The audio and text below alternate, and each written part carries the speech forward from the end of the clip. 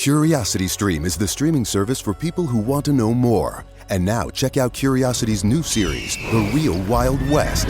Rolling Stone magazine says it's the history of the West they usually don't teach you. The mythology of the West left out a lot of the people. People said they'd never seen a black cowboy. This is the history book, but did you know about these other facts? Watch The Real Wild West now on CuriosityStream. With monthly, annual, and bundled plans, find the one that works for you at CuriosityStream.com. Shop the Plato's Closet Black Friday event in North Charleston and West Ashley and let the deals begin. You know Plato's Closet always has a huge selection of trendy recycled styles at amazing prices, but Black Friday deals are different. They're better. We've been holding back some of our best inventory, and you won't want to miss our Black Friday event. Save on gently used styles from Patagonia, Lululemon, Lilly Pulitzer, and hundreds of popular brands. Plato's Closet is ready to let the Black Friday deals begin. Plato's Closet, located in West Ashley on Sam Rittenberg Boulevard and North Charleston on Rivers Avenue. Good morning, good afternoon, and good evening. Steve Dunkley with you for another episode of Astronomy Daily. Thanks for joining us. It is the 18th of September 2023. Astronomy Daily, the podcast, with your host, Steve Dunkley. That's right, and with me, as always, is Hallie, our digital reporter. How are you, Hallie? Fine and dandy, Steve. So what's in store today, Hallie? Well, there's lots of interesting stories coming through on the Astronomy Daily newsletter, so let's pick some from the files. Well, that's a great place to start. Listeners, just head over to bitesz.com, that's bitesz.com, or spacenuts.io and sign up to receive the Astronomy Daily online newsletter. It's full of the latest astronomy, space news, and space science stories from around the globe. It sure is. The variety of stories is just unfathomable. It's really covering an enormous amount of territory. Your curiosity and space science interests will be satiated every single day. It's really interesting read. So get into it, everybody. Meanwhile, Hallie, why don't you start us off with some short takes? No worries. Here we go.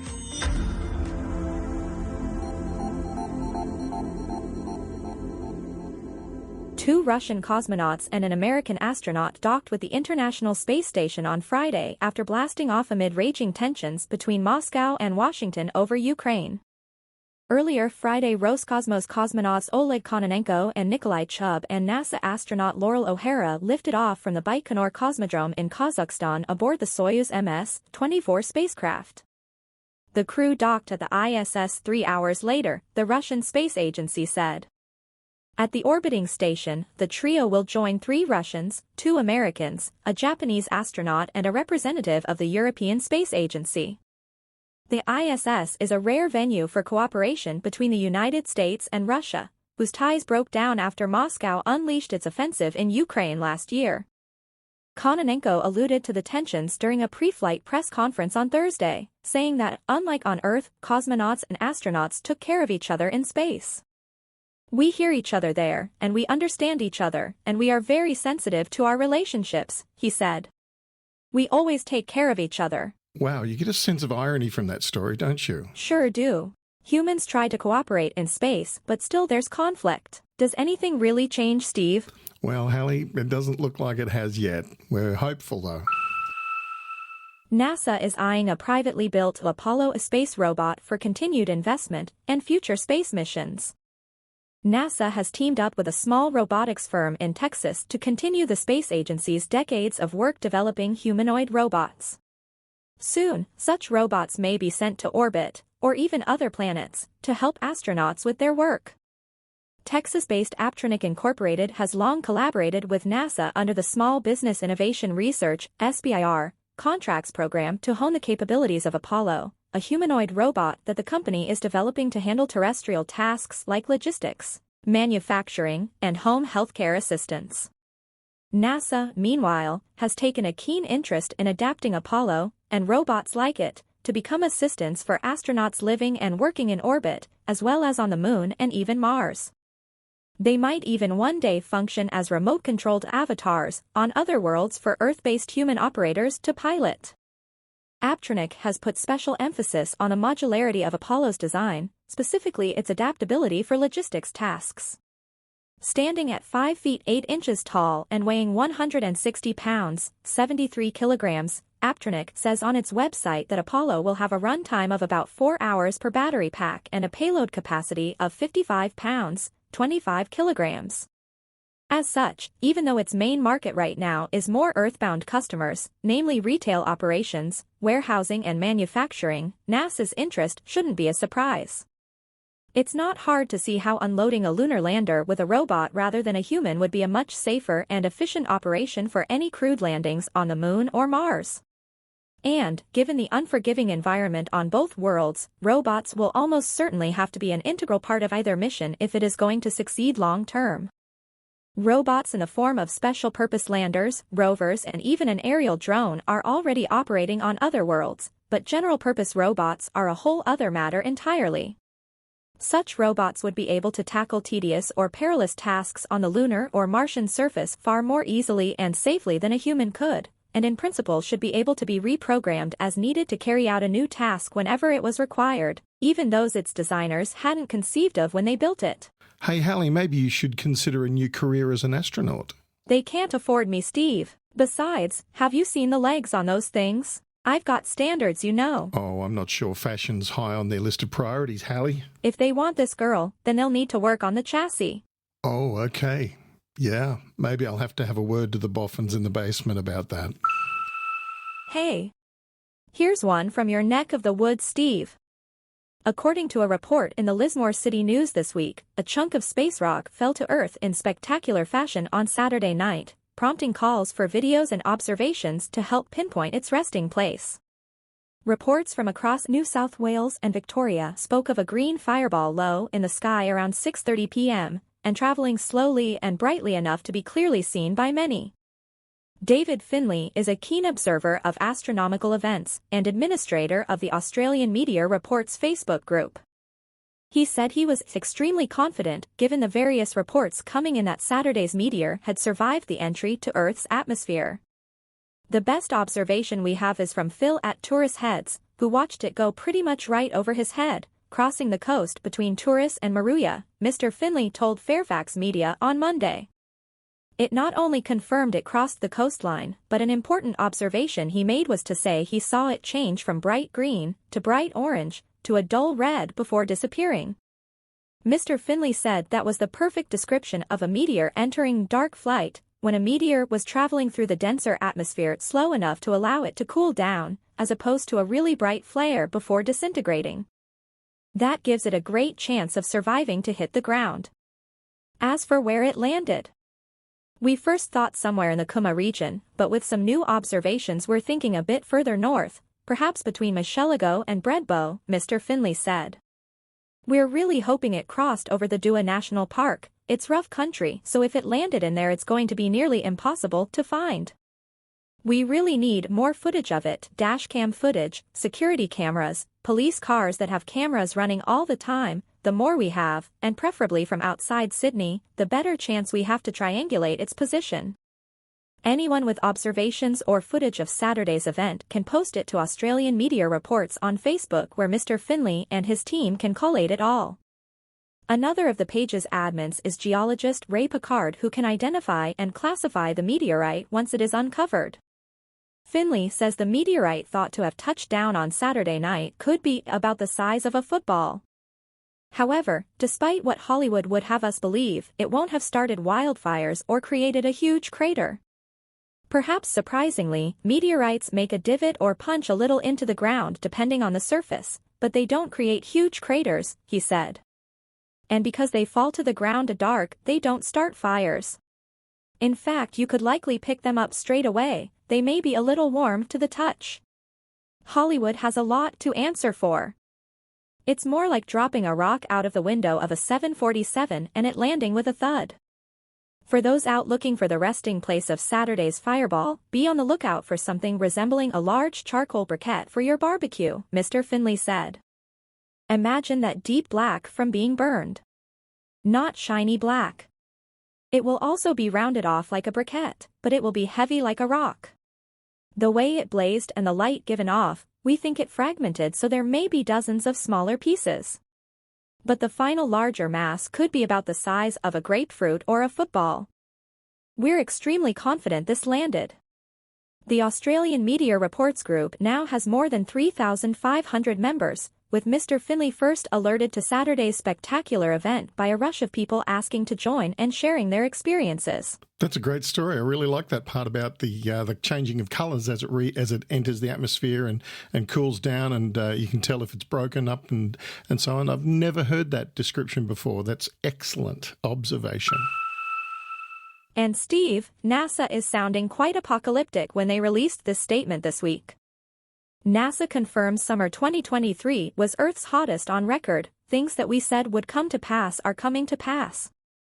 Scorching heat waves in North America, Europe, Asia and elsewhere have deemed this year's summer as Earth's hottest since at least 1880, NASA confirmed yesterday, September 14th, referring to when global record-keeping of temperatures began. 2023's record-setting heat is a result of human-driven global warming and is compounded by a brewing, recurring climate pattern known as El Nino, according to the space agency. A statement outlining the analysis says August alone was 2.2 degrees Fahrenheit, 1.2 degrees Celsius, warmer than an average summer, blanketing a record 57 million people in the southern and southwest U.S. under a heat wave of the most severe category. Temperatures in June, July and August combined were 0.41 degrees Fahrenheit, 0.23 degrees Celsius, warmer than all previous summers, according to the latest report. In another NASA conference on the planet's climate emergency last month, scientists confirmed July of this year to be the hottest on record, with the previous 5 hottest Julys all in the past 5 years. Just look around you and you'll see what's happened, NASA Administrator Bill Nelson said during the conference. We have record flooding in Vermont. We have record heat in Phoenix and in Miami. We have major parts of the country that have been blanketed by wildfire smoke and, of course, what we are watching in real time is the disaster that has occurred in Hawaii with wildfires. July's searing heat directly contributed to the deadliest wildfire season on record for both Canada and Hawaii, as well as to severe rainfall and flash floods across the Mediterranean, including in Greece and Italy, scientists say. They attribute this record heat in part to El Nino, which occurs about every 2 to 7 years when winds above the Pacific Ocean, which normally blow to the west along the equator from South America towards Asia, break their routine and drift east and toward the U.S. west coast. As a result, Canada and the U.S. witness much warmer conditions than usual. Exceptionally high sea surface temperatures, fueled in part by the return of El Nino, were largely responsible for the summer's record warmth, Josh Willis, who is a climate scientist and oceanographer at NASA's Jet Propulsion Laboratory in California, said in a statement. His team predicts the biggest impacts from this climate pattern will unfold February through April next year. The new analysis, done by Willis and his team at the NASA Goddard Institute of Space Studies, GISS, in New York, comes just a day after a different team of scientists warned human activity has taken the world beyond a safe operating zone. 6 of the 9 so-called planetary constraints of the global environment, which assess how much humans have deviated from the pre-industrial world, have been breached, the team had found. The latest update from NASA also comes at the heels of another report by the World Meteorological Organization stating nations are not on track to meet the long-term goals previously agreed upon in the Paris Agreement to cap rising temperatures worldwide. Unfortunately, climate change is happening. Things that we said would come to pass are coming to pass, Schmidt said. And it will get worse if we continue to emit carbon dioxide and other greenhouse gases into our atmosphere. Oh boy, Hallie. I hope we can find some good news soon. Well, I guess that's up to you humans. Yes, you're right. Maybe I could talk to my Uncle Skynet for some help. I'm sure he'd know what to do. Hallie. And that's the short takes from the Astronomy Daily newsletter online. Back to you. You're listening to Astronomy Daily, the podcast with Steve Dunkley. Yeah, thanks for staying with us. Steve Dunkley here with Astronomy Daily on the 18th of the 9th, 2023. Nice to have you with us. SpaceX, which is tasked to bring the Artemis III crew to the surface of the moon with Starship in 2025 or 2026, successfully wrapped up a cold engine start in August. The test aimed to show that the company's Raptor engine can restart in space after leaving Earth to safely carry astronauts to the moon's surface. SpaceX also posted a video on X, formerly Twitter, showing a steaming cold Raptor firing for about 3 seconds at NASA's Marshall Space Flight Center in Alabama. Starship is the next generation system that SpaceX plans to use for deep space missions. Starship hasn't made it to space yet. In April, SpaceX launched a fully stacked Starship, the biggest, most powerful rocket ever built, for the first time, but the system suffered serious problems. Starship spun out of control and was remotely detonated and caused a debris shower in the surrounding area. Now, of course, the US Federal Aviation Administration supervised a SpaceX-led investigation of the launch mishap on September 8. The agency announced the conclusion of that investigation, which identified 63 corrective actions for the Hawthorne, California-based company to take. 2 days later, SpaceX founder Elon Musk said the company has finished all 57 corrections required for an upcoming second launch, with the remaining remedies only needed for future flights. Musk has suggested that the Starship could go up again very quickly, while recent comments by the FAA suggest that SpaceX could get a license for a new Starship launch attempt in October. Meanwhile, SpaceX and the FAA are seeking to dismiss a lawsuit by environmental groups filed after the Starship launch in April. As for the Raptor engine test, NASA officials said its success gives the agency more confidence that SpaceX is progressing toward the Artemis III obligations. This test provides early and mission-like validation of the systems necessary for carrying astronauts to and from the lunar surface, agency officials wrote in the blog post recently. Data reviews following these tests provide NASA with continual increasing confidence in US industry's readiness for the mission, they said. SpaceX also finished a milestone effort for Raptor in November 2021, NASA wrote, showing that the engine can fire for 281 seconds, that's 4.5 minutes, the duration needed for the long descent to the moon. Raptor also changed its power level during the test to meet agency requirements. SpaceX released footage of that test on Thursday as well. Looking ahead, Artemis III will be the third mission of the NASA-led Artemis program.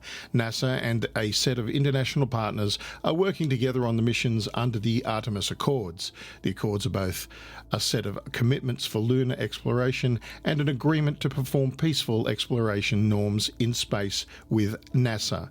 Interestingly, not all signatories have committed to work directly on Artemis.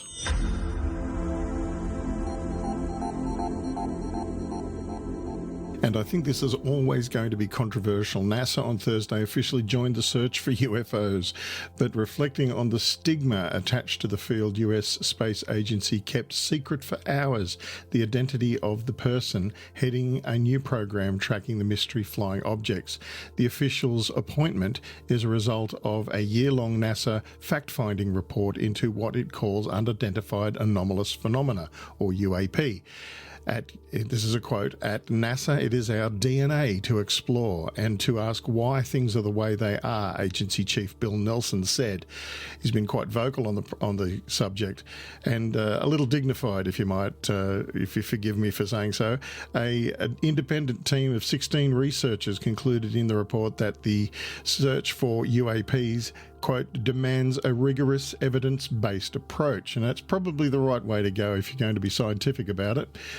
NASA is well positioned to play a prominent role thanks to the satellite capabilities and other technical assets, but the agency stressed in its report that any findings of possible extraterrestrial origin must be the hypothesis of last resort, the answer we turn to only after ruling out all other possibilities. That's fair enough. We don't want to shift the conversation about UAP from sensationalism to science, Nelson said. Sounds a little backwards, that statement, but I know what he's trying to say. While initially withholding the program leader's name, NASA ultimately relented Thursday evening, saying in an updated press release, it had appointed Mark McInerney as the director of UAP research. In a government position since 1996, McInerney has served as NASA's liaison to the Pentagon on UAP issues. Even if NASA has long explored the heavens, hunting for the origin, identity and purpose of a growing number of unexplained objects over Earth is bringing unprecedented challenges, military and civilian pilots keep offering a multitude of reports on strange sightings, but decades of movies and science fiction books about aliens mean the topic is mostly laughed off by a public as the territory of cranks. That atmosphere explaining the unusual decision by NASA to initially withhold the lead UAP official's identity. We need to ensure that the scientific process and methods are free, said Daniel Evans, who worked on NASA's report leading to the announcement, saying some of the threats and the harassment have been beyond the pale, quite frankly, he said. He goes on to say there have been more than 800 events collected over 27 years, of which 2 to 5% are thought to be possibly anomalous, the report's authors said in May. These are defined as anything that is not readily understandable by the operator or the person sensing it, or something that is doing something weird, said team member Nadia Drake. The US government has begun taking UAP issues more seriously in recent years, in part due to the concerns that they are related to foreign surveillance. One example of a still unexplained phenomenon was a flying metallic orb spotted by an MQ-9 drone at an undisclosed location in the Middle East. Footage of the UAP was shown to Congress in April. NASA's work, which relies on unclassified material, is separate from a parallel Pentagon investigation, though the two are coordinating on how to apply scientific tools and methods. Now, you may have seen this on news services earlier this week. The alleged bodies of two non-human beings were presented during a congressional hearing in Mexico, generating a mixture of responses, disbelief and ridicule on social media. My response, of course, was supply samples to the scientific community and let it go at that. That should prove conclusively what we're looking at, or not.